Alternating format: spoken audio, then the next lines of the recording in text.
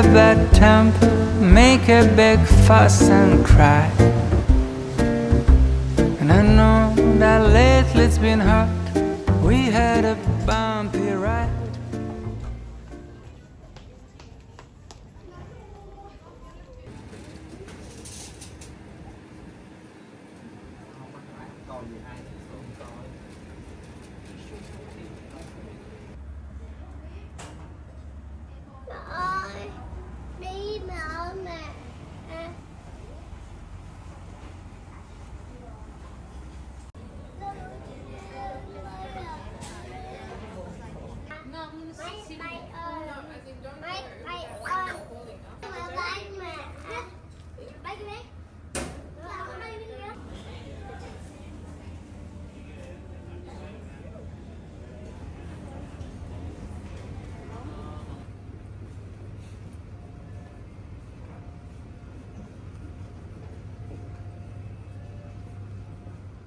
Or at the bulkhead, you'll need to put all your belongings in the overhead lockers.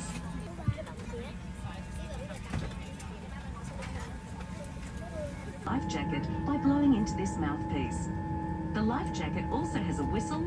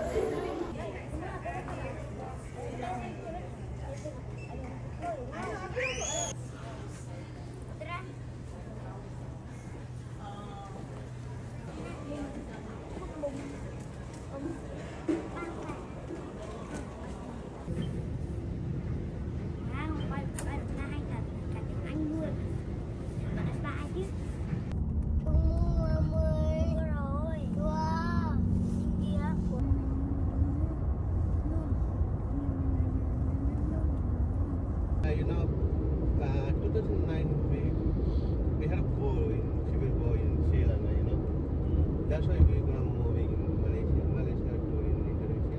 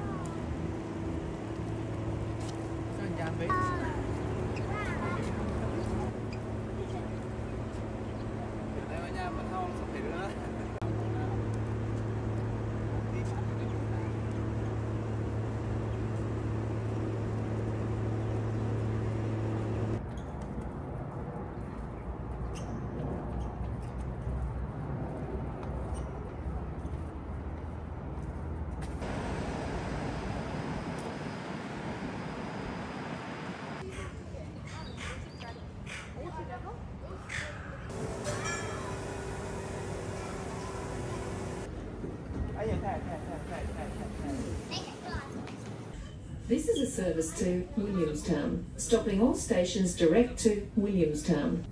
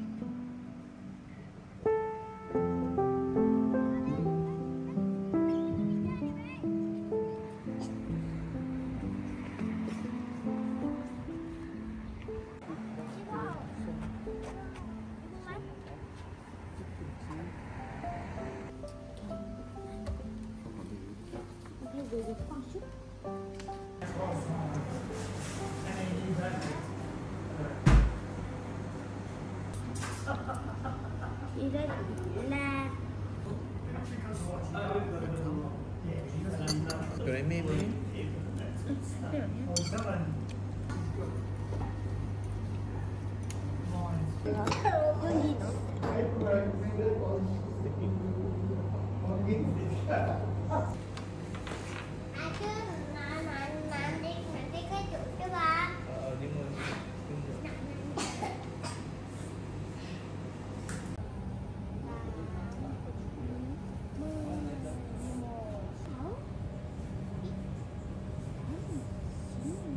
Service to Frankston, stopping all stations direct to Frankston.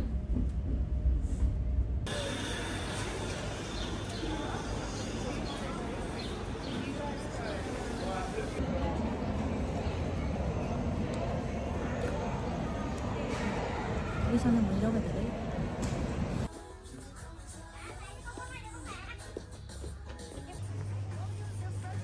Quá dễ thương quá, cho con một con.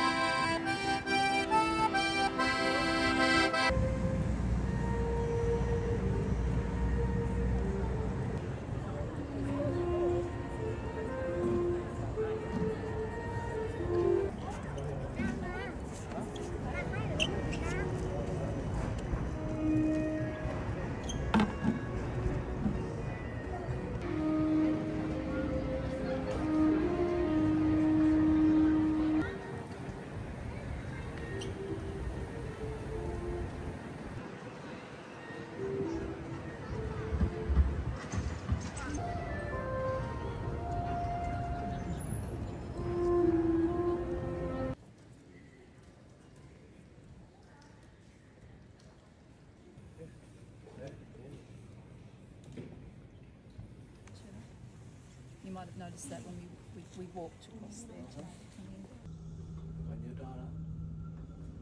Nó gọi là gì đó? Level 3.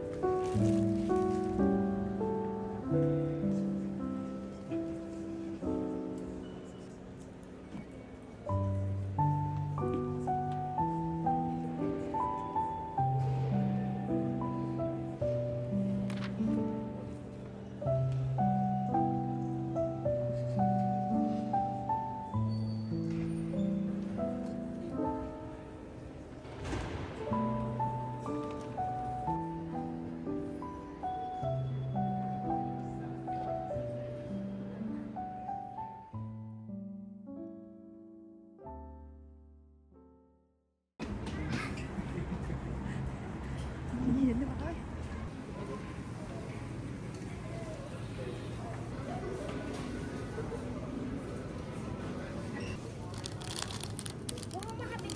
Mua cái này nhé. Một bịch. Có biết không? Anh thử lấy này coi chưa? Quýt hết đấy hả? Con.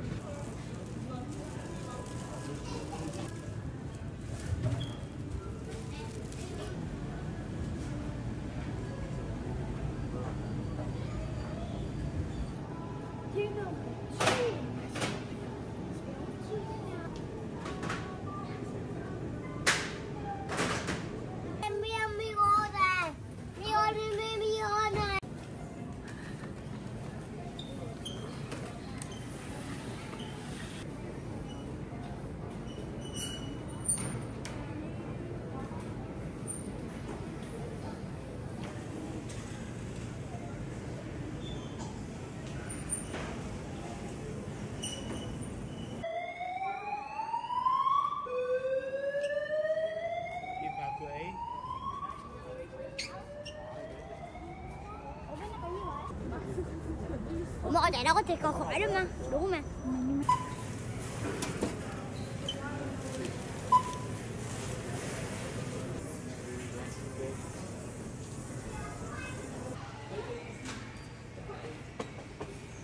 Hột nó.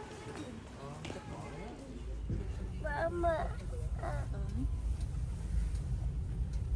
Mama.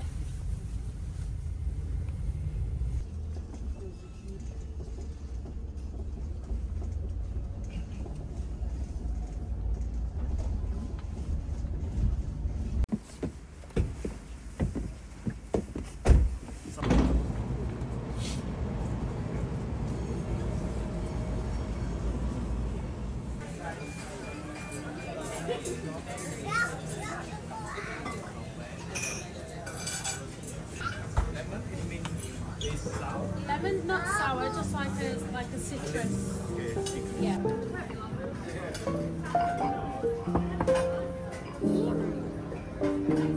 Mẹ em kẹp kia một nè.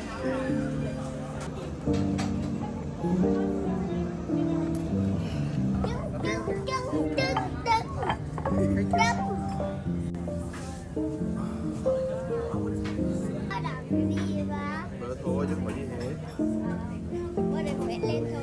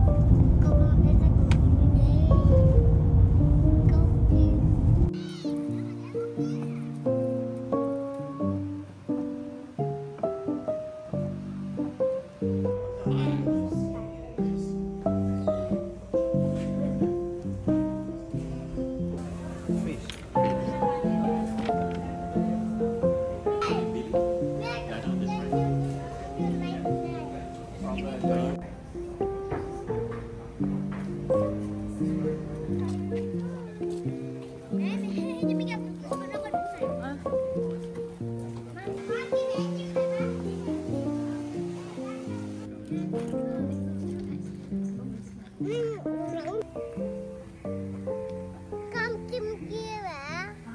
Con chim là ban kìa. Con có râu, con có râu.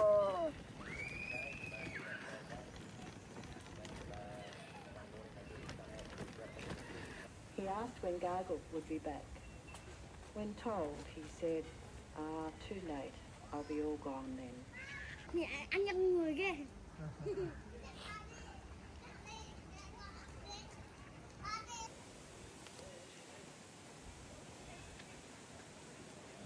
Thôi đi, cái gì có nhưng một con cũng đủ koala đó. Anh kia. Có con lại bán tặng kìa.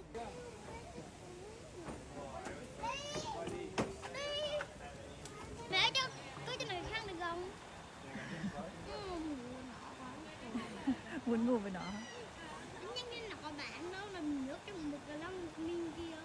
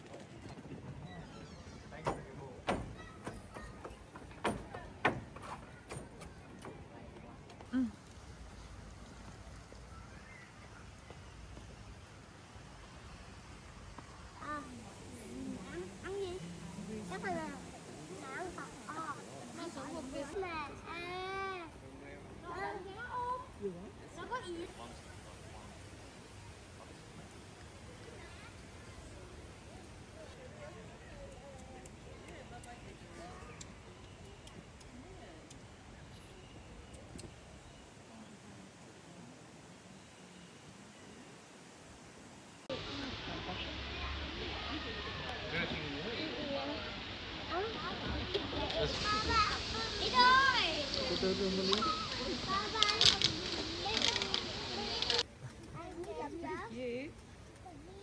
Three kangaroos are cute.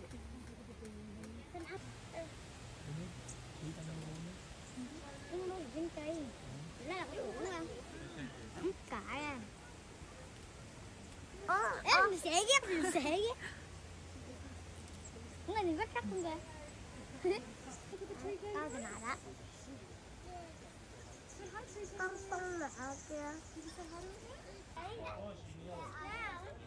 I found a safe way to get down. Not bad, was it? So sometimes you select to join those and you stay at school. Mẹ họ cũng lắm á.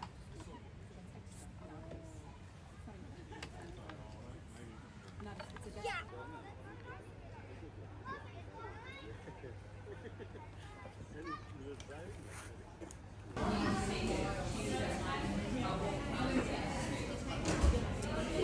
Hả? Thế ăn rồi được không? Không. Tại sao?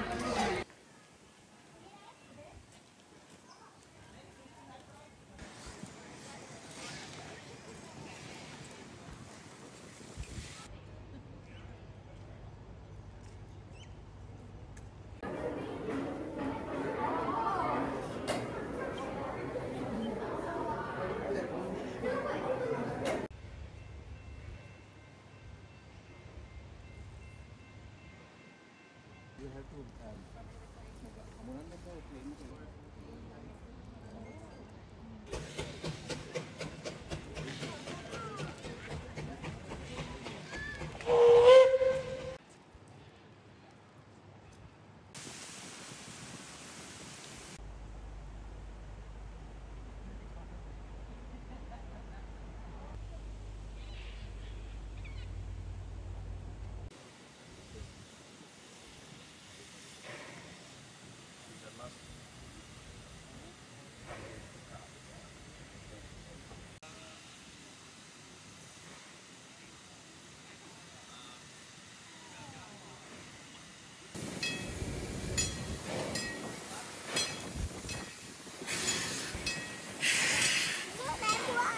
Mưa rồi.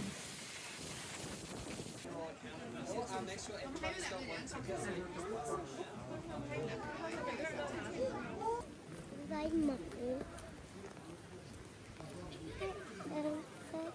Chúng ta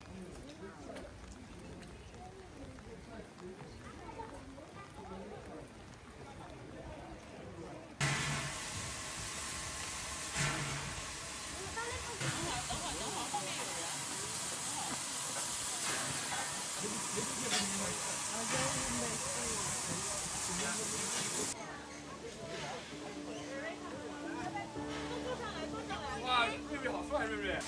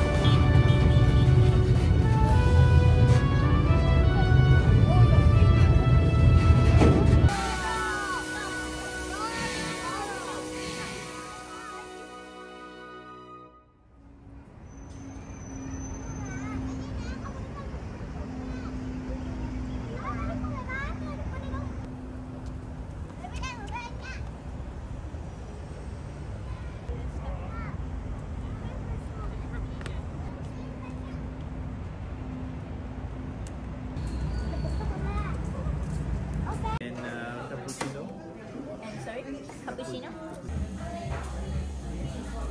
Small for yes, just one. Just one.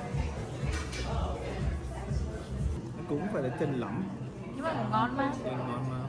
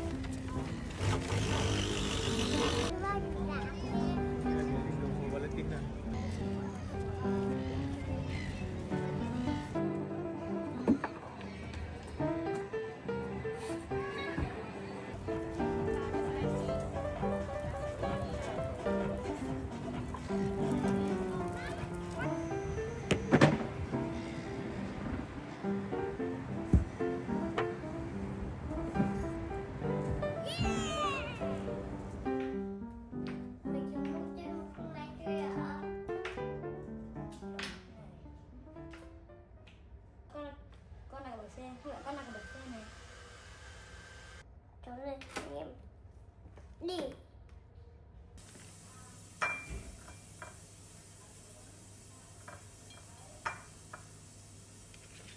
Đây là đùng một phát và sẽ rớt.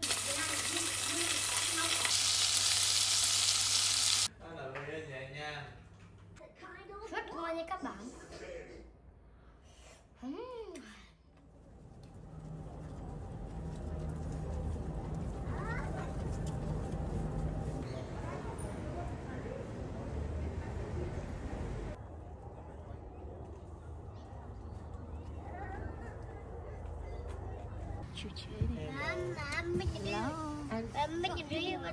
Janie, or you can call me Princess.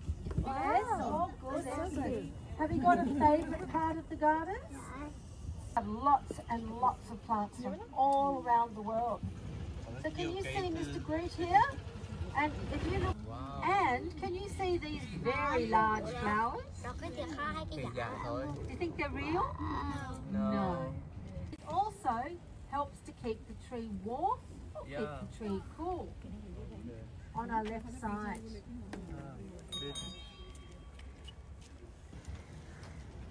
Having a look on the left, you'll see our little rectangles. And on the right hand side of the little breach, we've got the smallest flower. Have a bit of a sleep for winter, and then he'll grow all his fingernails again, texture and different shapes and different patterns. Some are up and down, some are all. And that's another Aboriginal name. Or just commonly we call them. It's called walking tree. It's called pandanus palm. But who's got purple or indigo? What about or violet? Looks more like violet. You see those ones? They look a little bit like hens, don't they? And they're a water hen. Now we're coming to the next collection that has a whole lot of plants that will hurt you if you touch them.